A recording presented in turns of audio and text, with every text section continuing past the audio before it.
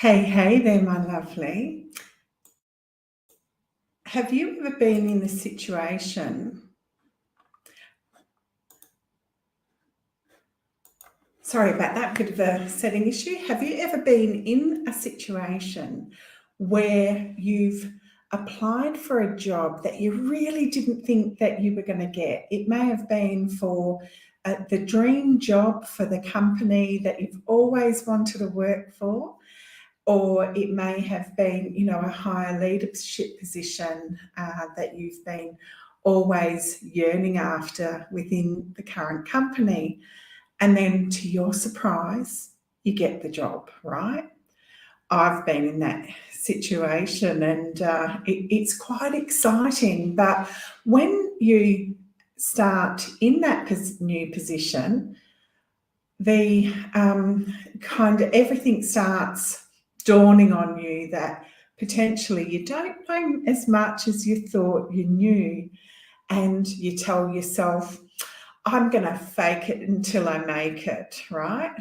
And the faking it until you make it, if you really think about it, it's a imposter syndrome thinking, because it's actually reconfirming to yourself that you don't fully feel that you deserve the job that you're in, or you have the knowledge and skills for this new job.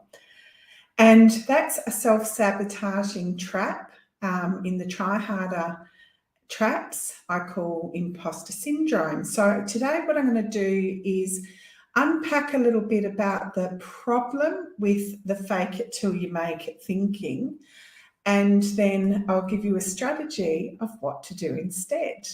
Before I get there, for those that don't know me, I'm Sue-Ann Higgins. I'm a change strategist and leadership coach, and I help exhausted women leaders who expand their influence and impact with less effort and in less time.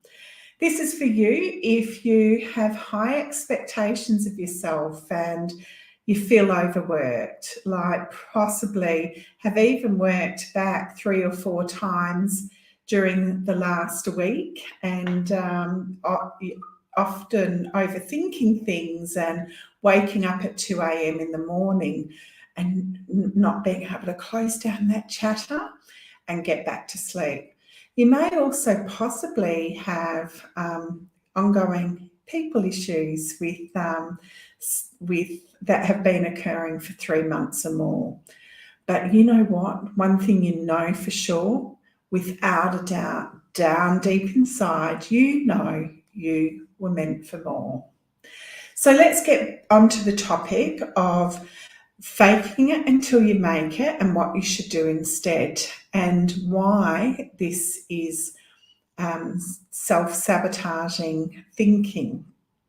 It is certainly a sign that you've fallen into the try harder trap of imposter syndrome, because if you just think about the phrase fake it till I make it, fake it means I don't fully believe that I have the skills and expertise to do that particular job.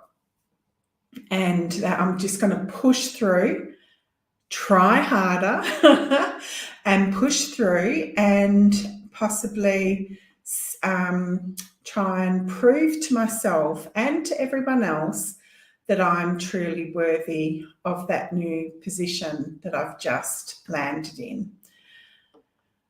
So what do you do instead? This fake it till you make it, or imposter syndrome, is can happen for 2 things. Now, it's actually an okay position to be in. If you think about it, I know everyone knows someone who is overconfident in their job role and they lack the skills and experience to execute it, but they're so totally unaware of their incompetence. Then they project confidence, and that actually is called the Dunning-Kruger effect. I've known a lot of those people in my career, so I'm sure you know some too. Well, there's a train of thought that the Dunning-Kruger effect, which is, as I said, having the overconfidence. You've overestimated your skills and ability to perform a particular job. There's been a train of thinking that the opposite is also true. So the Dunning-Kruger effect could also apply to people who are not confident but have the skills and experience to execute their job really well. You underestimate your ability. And this, my lovely, is where I believe that you would fit if you have that fake it till you make it, try harder trap of imposter syndrome. The problem with that thinking, when you start telling yourself that type of narrative, that type of story, is that your brain doesn't actually determine between what is a false thought or a true thought. It just takes that information as it is. So essentially, you're reinforcing the thought that you don't have the competence to do that job role. Now, you've won this job role. Others have seen in you potential. So that's the first place to start when you're looking for, when you have those moments of self-doubt and you think, oh, do I really have the skills and experience to do that job role? Firstly, the first step is to acknowledge others saw the potential in you. So that they obviously feel that you have the skills and experience to do that job. Now, sometimes, particularly if you've got a job that you've grown into from the same organisation, that you may not have all the knowledge that you need, but you definitely have the capability to grow into that job role. So that's the first thing to acknowledge, is that someone saw it in you, so it must be true that you have the skills and experience to do that job role. The second thing I often encourage my coaching clients to do when they say this word, fake it till you make it, particularly I do see it a lot with people that have, with women that have got a higher paid position or a position of higher responsibility. The other thing to do is to really focus on writing down your achievements. So I actually set an activity, and you can try this out if you're in this situation. For 10 days, every morning, I want you to write down 5 to 10 things that you have accomplished in your lifetime. So they're the things that you've accomplished in work or in the community or at home that help build this knowledge and this expertise and this know-how that contributes to the job role that you currently have. If you do this every day for 10 days, if you've done 5 to 10 accomplishments, added 5 to 10 accomplishments on your list, you'll have 50 to 100 accomplishments. And by the time you finish that one exercise, my lovely, you will no longer believe that you need to fake it until you make it. So just an aside, there is a little bit of research about faking it until you become it. So this is another thing that you can layer in. So this is really the third strategy. Amy Cuddy is a research psychologist, and she looked into through imaging and through her research, she looked into the impact on someone if they struck a power pose and what that did to the neurochemicals within your brain.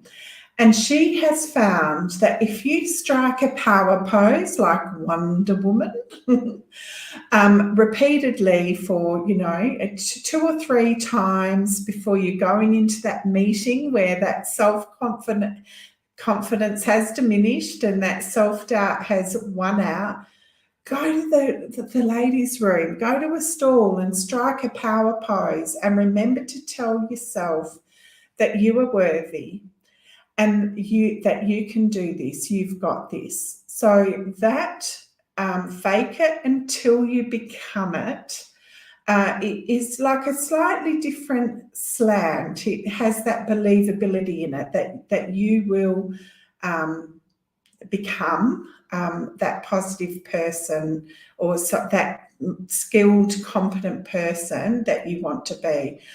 Just be very, very careful about the negative automatic thoughts that you attach to the fake it until you become it, or the fake it until you make it. Try and find a more positive, reinforcing thought that you repeat to yourself, because as I said, your brain doesn't determine between false things and true things. If you keep telling yourself something that is actually false, that's just processed as information, and before you know it, you have that deep embedded neural pathway that has reinforced the unhelpful thought that you don't know enough for the job role that you've just won. So there's some food for thought. And if you want some further guidance or strategies that are unique to your situation, please do DM me, and we can hop on a strategy leadership call where you can get very crystal clear on what to do next in your given situation. That's it for now. Bye for now.